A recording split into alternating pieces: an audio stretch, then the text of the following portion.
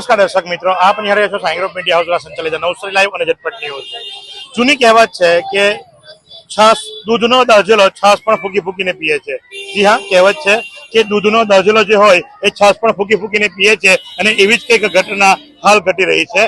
કારણ કે હવામાન વિભાગ દ્વારા જે આગાહી કરવામાં આવી છે અને 4 વરસાદી સિસ્ટમ જે ખરી એ ગુજરાતની ઉપર સક્રિય થઈ છે ને જેના કારણે લઈ અને 31 અને 1 2 દિવસ ભારેથી અતિ ભારે વરસાદની આગાહી જે કરવામાં આવી છે, સાથે જ તેજ પવન પણ ફૂંકાવવામાં આવી રહ્યો છે। વાવાઝોડાની જ્યારે શક્યતાઓ વર્તી રહી છે ત્યારે જિલ્લા કલેક્ટરની સૂચના અનુસાર જિલ્લા શિક્ષણ અધિકારી દ્વારા તમામ સ્કૂલોને બપોરે 2 વાગ્યા પહેલા છોડી દેવા માટેનો એક પરિપત્ર જાહેર કરવામાં આવ્યો છે અને જેને લઈ અને તમામ સ્કૂલોની અંદરથી વિદ્યાર્થીઓને રજા આપવામાં આવી છે। આવી રીતના અચાનક જ્યારે રજા આપવામાં આવે ત્યારે વાલીઓની શું પરિસ્થિતિ થાય એ આપણે જાણીશું। ભાઈ, શું નામ છે તમારું? પારસભાઈ પરમાર। પારસભાઈ, શું કામકાજ કરો છો આપ? મારું આપણું ટેલરિંગ નું કામકાજ છે। એટલે પોતાની જ દુકાન છે ને? હા જી। એટલે વાંધો નહીં ને, ફટ દઈને આવી ગયા ને? જી જી જરૂર। કારણ કે બાળકો મહત્વના કે ટેલરિંગ ની દુકાન નહીં નહીં નહીં, પહેલા બાળક મહત્વનું ભગવાન। પહેલા બાળક મહત્વના। સરકારે આ રીતે જાણ કરી, તમે સરકારને આ નિર્ણયને કેવી રીતે વધાવો છો?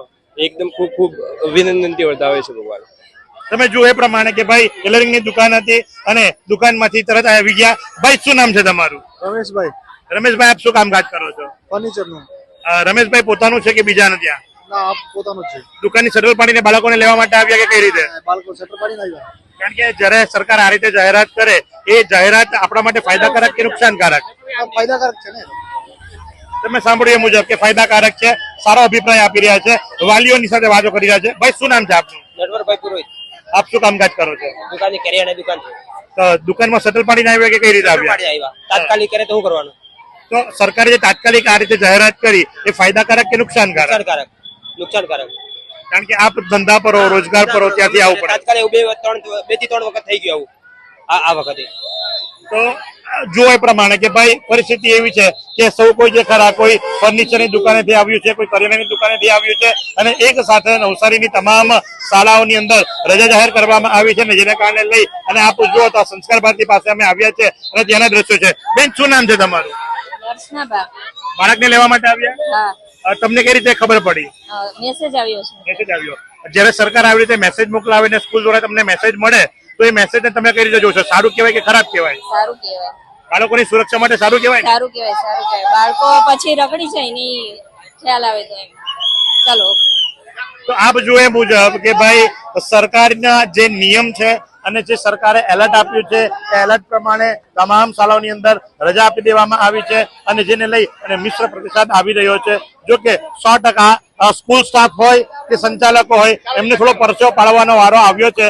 કારણ કે બાળકોને આ રીતે અચાનક છોડવામાં આવે અને વાલીઓ જે ખરા એ વાલીઓ પણ ચિંતિત થાય। તમે જુઓ તો કોઈ પોતે પોતાના બાળકને લેવા માટે આવ્યું છે, કોઈ દુકાન બંધ કરીને આવ્યું છે, કોઈક રજા લઈને આવ્યું છે અને હાલ તમામ શાળાઓ છોડી દેવામાં આવી છે।